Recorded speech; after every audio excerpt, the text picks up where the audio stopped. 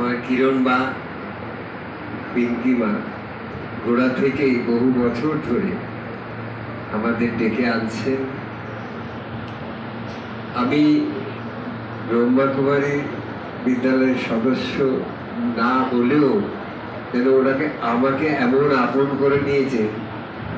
বিশেষ করে আপনারা নাম শুনে থাকবেন, পরম গুরু ভবা পাগলা পৃথিবীর সর্বাধিক গান লিখেছেন।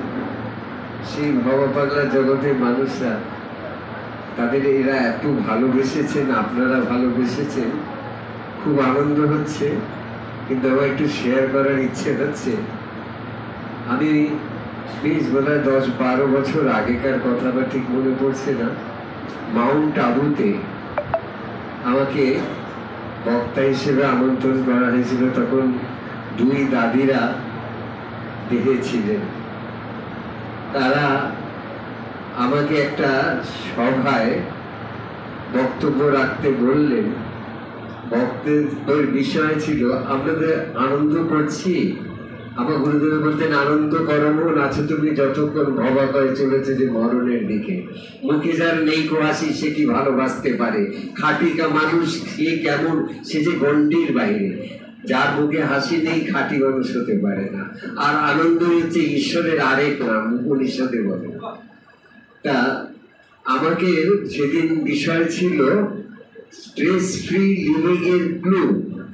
একটা সূত্র বলো, স্ট্রেস ফ্রি জীবন যন্ত্রণা, জীবনের উদ্বেগ, এর থেকে সরে যাওয়ার একটা সূত্র কি, ক্লু।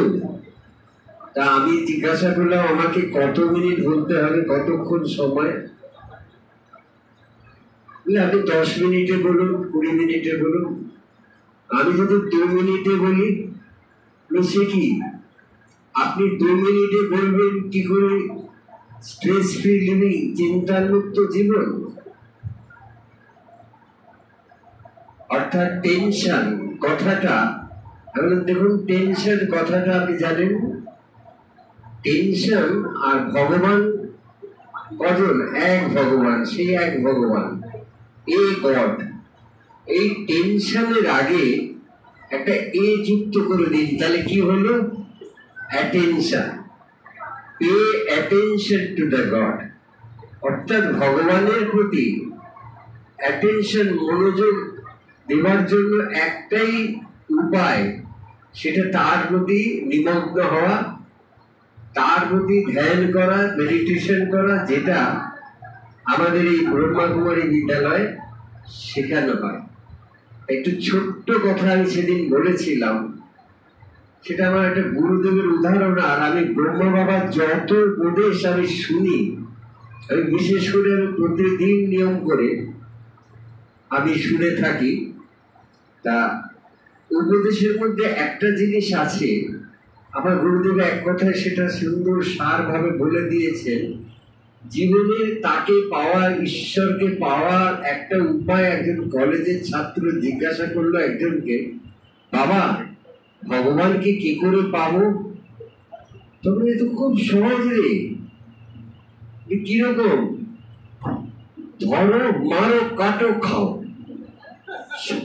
আশ্চর্য, সবাই কি বলে? একজন সাধক মহাপুরুষ বলছেন ধরো, মারো, কাটো, খাও। হ্যাঁ বাবা, ধরো, ভগবানকে ধরে থাকো, তোমার ঈশ্বরকে ধরে থাকো, তোমার ইষ্টকে ধরে থাকো। যাকে তুমি ধরো সেই তোমার মরো। এটা ওটা করে কেন তুমি মরো? তা যদি ব্রহ্মা বাবাকে আমি ধরে থাকি, আমি আমার গুরুকে ধরে থাকি, গুরু বাবাকে ধরে থাকি, রামকৃষ্ণকে ধরে, কিন্তু তাকে ধরে থাকতে হবে। তা সেই তাকে ধরো। আর মারবে কি? মারবে আমিত্ব মারবে, পশুত্ব মারবে। এই আমি, আমার, এটা সেটা, আমার করিও না। আর নয়ন নদিয়া দেখো সবই অন্ধকার। আনন্দ করমন আছো তুমি যতক্ষণ ভবা পায় চলেছে যে মরণের দিকে। অর্থাৎ এই আমিত্ব মারো আর পশুত্ব মারো। কি মারবে? পশুত্ব।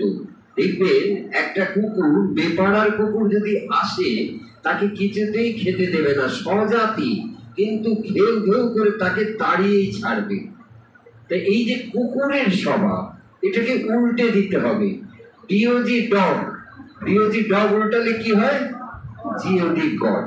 তা কুকুরের স্বভাবটা উল্টে দিতে হবে। মারো আর কাটো। কি কাটবে?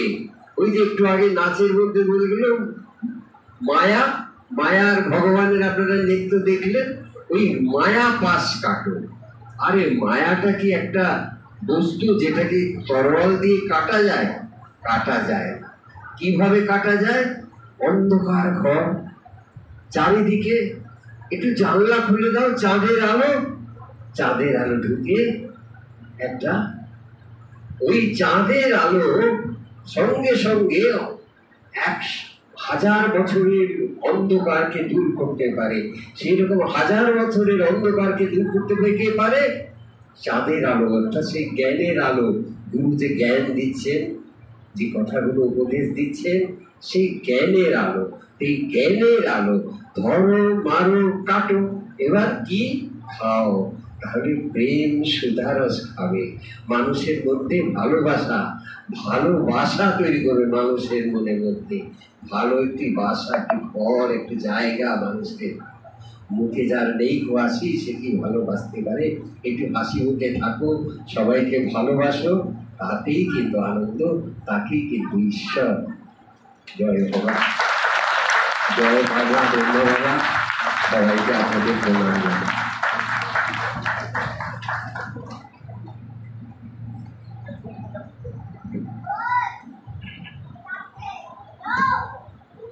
দাদা আমাদের কি সুন্দর সার রূপে সবকিছু একবারে